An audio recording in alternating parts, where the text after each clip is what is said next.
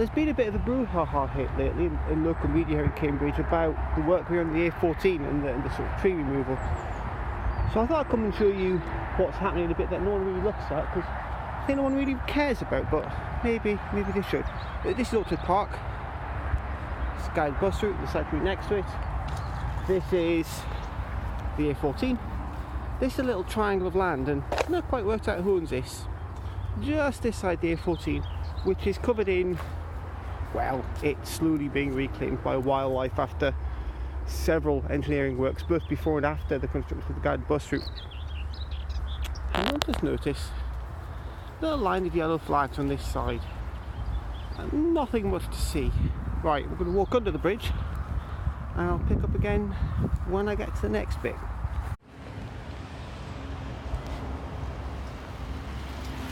While I'm here though, how cool is this? Since, well, forever really, as long as I've lived in Cambridge.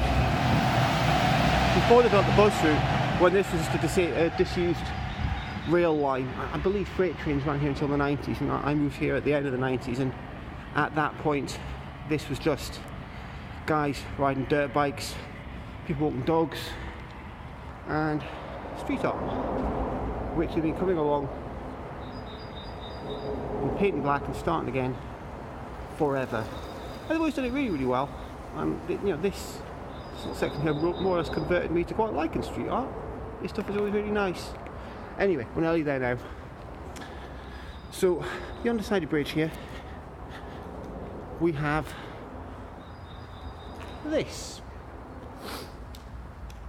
And yes, this was all wooded. The edge of the field here was a bit scrubby. They'd made a mess of this when they built the guided bus route. What they hadn't done was that. Can you see that line of really mature trees there? They're an odd mix of sycamore, horse chestnut, and weirdly a few turkey oak trees, which for the life of me I've never understood why they predominate and do so well in these little patches of woodlands here, but they do. They've cut down all of the trees on the embankment, which I think was a given, and then they've delved into that patch of mature woodland there, and they've killed some stonking big mature trees. And then on the other side, can we get over the guide bus route here? I think we can. I'm coming.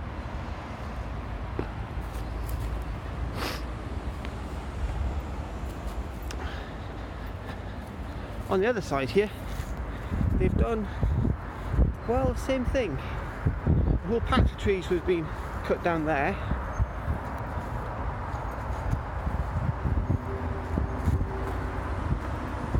All of the embankment has been cut back, and we've lost, well, quite a lot really. In fact, the sort of total loss of amenity here in the last few years has been quite great. Some of it's quite reasonable and some of it isn't.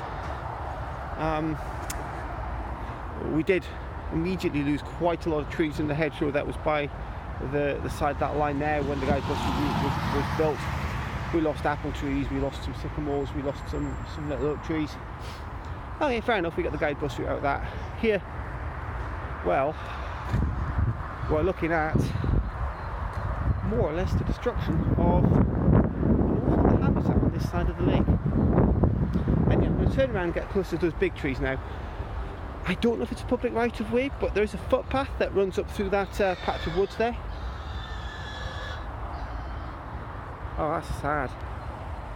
Pigs squealing in that lorry there. That is sad.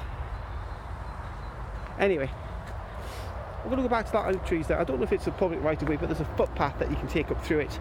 People walk up there to get to, frankly I have no idea where they're going, but let's go and have a look.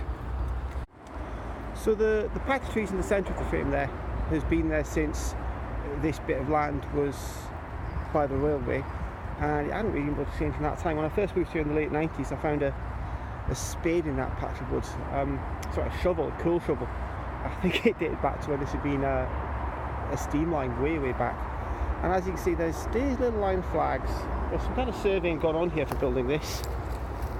Everything here has been chipped. All the stuff in the embankment and some of the trees chipped, spread around here. And I'm guessing this is where they're going to be moving a lot of their heavy equipment for building the road. Of course, when you dismantle anything in Cambridge, you find, well, stuff. You have a hoverboard and bits of bike, and then, I mean, they're not extending the road into these woods, to the best of my knowledge, but they've taken out that one, that big old, that was a sycamore, I think. All of those they've surveyed at least here. They've got those green flags again.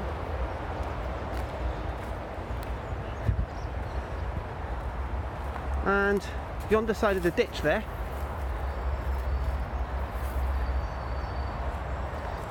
taking out more.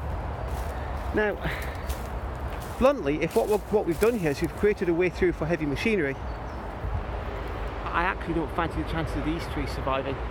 These are trees that have had shielding from one side for all their lives. They aren't built to survive as specimen trees. They're too tall, they're too spindly, their canopies all up high. High wind come winter, come autumn, these are in danger.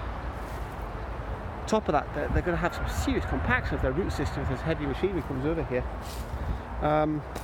The ditch is surprisingly dry considering how much rain we've had, and yeah, they've cut a swathe through this mature section of woodland. Now, this wasn't the most amazing bit of conservation value woodland there was. It was pretty nice. There was a green woodpecker nesting in one of these trees. Guess that's gone now. So yeah, the A14 widening, everyone seems to be upset about where the trees are cut down close to where they live, but they're ignoring what's happening elsewhere, including places like this. And I'd argue this is a far greater conservation value than a lot of the other stuff. I understand if a tree's cut down next to where you live, you've got an emotional attachment to that, and you do have my sympathies. That is sad. But if you can spare a thought for this as well, I kind of just wonder, what did everyone think was going to happen when they sort of improved the A14? Did they think it wasn't going to involve killing everything down the other side of it? Of course it was. Shouldn't you have been shouting out about that then? It seemed like that was the only voice. Anyway, that's enough moaning. We'll have a little look through this woods now, see if there's anything else changed in there. Otherwise, I'll put this all up in the blog later and catch you then. Thank you. So this is, well, that's the A14. Over there is the bridge under the A14 that takes you to Orchard Park on the other side, and that is the embankment, which has been completely stripped. Even over the fence, all of the bushes and shrubs that were on this side are gone, and they've put up this stuff and these danger overhead cables thing. That is not for people walking past. This is clearly where they're planning to have the heavy machinery running. Oh gosh, how this patch will recover after that, I don't know. It's going to take some replanting, but also some serious digging up to get this back to what it was. That hedge there, that embankment wasn't of great ecological worth or anything, but it was part of what made this quite a nice place, and it shielded this whole area from the sound of the trees, from the sound of the roads. And I think that's happened in the last couple of years, is this fence. Shortly after Orchard Park had been built, the amount of foot traffic of people walking through here was massive. You ended up with loads and loads of people walking dogs and kids coming out and having little campfires and people having barbecues. But really the big problem was the river banks, or the banks of this lake were eroding very, very badly. The total amount of wildlife was plummeting. And then a fishery bought it, or bought rights to it, and installed themselves this fence. And this fence was allegedly, let's see if there's a way around this puddle. This fence was allegedly to keep otters out. Yeah, you do get otters not far from here. There's a sort of extensive network of ditches with very few fishing, but it's a really good route for otters to spread across the countryside here. And they sort of reappear in the cam, and they're spreading quite nicely now. They're doing quite well in this area. But nobody, literally nobody, believes that this fence was for otters. This is to keep the locals out. I don't believe anybody felt that otters were a major threat to this fishery. And you know, I'm sorry, goosers. I'm very much in two minds about this. Firstly, on one hand, it was really nice to come and sit by the water to gather a bit of what meant by the lakeside. On the other hand, the sheer volume of people walking dogs, causing damage here, meant that, you can see this, the geese and the ducks and the swans, they stopped thriving. The cormorants have stopped coming because of the sheer amount of disturbance. But now, that's all back. It's once again a nice little oasis of wildlife at the edge of the city, albeit one we can't get to. And with this happening, I now just wonder, does this have a secure future at all as a wildlife patch? Oh well, we'll see. This is the slip road at Histon Limpington. That's the Holiday Inn in Orchard Park. So all I've done is I've walked along the side of the lake to here, and I just wanted to pick this again here because people talk about the appearance of these trees right at the start of nesting season. It sounds like there'll be a few bushes and shrubs. No, this is substantial trees all the way along. The stumps are about this sort of size. This is a major project. This is a lot of big trees cut down. So yeah, I hope I get our money's worth out of this. Promise you, this is my last video on this topic. You can hear the A14 in the background there. But that's not all you can hear. This one is little scrubby patches of woodland that are very much under threat from these road projects. This has got a ditch running through it to provide drainage for the farm fields. It's small, it's a few acres, and there's another patch further on by the guide bus route and another patch after that, and then a little further on you get to Girton Woods opposite the orchard in Histon.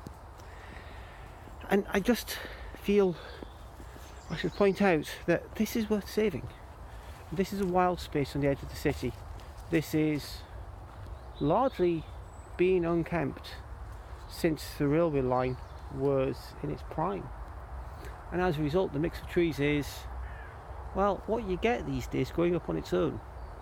It's a mature woodland, maybe not an ancient woodland, but there's been very little happen here of human habitation for a very, very long time. When the trees blow down, you often find little bits of napped flint, sometimes even bits of oyster shell. So at some stage there's been human habitation here. But that's about the most recent thing you find under these tree roots. So this has got some age to it, this woodland. It's, if not Neolithic, there hasn't been significant human habitation here for a very, very long time.